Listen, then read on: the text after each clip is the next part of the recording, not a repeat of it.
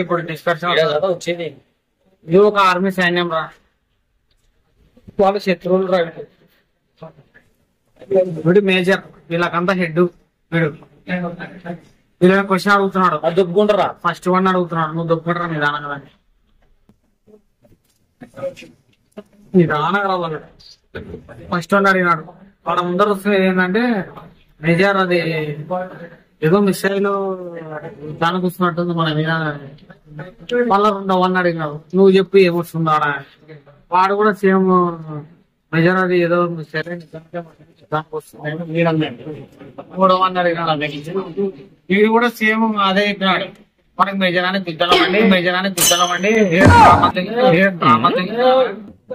చెప్పని మూడో వన్ నడిచినాడు.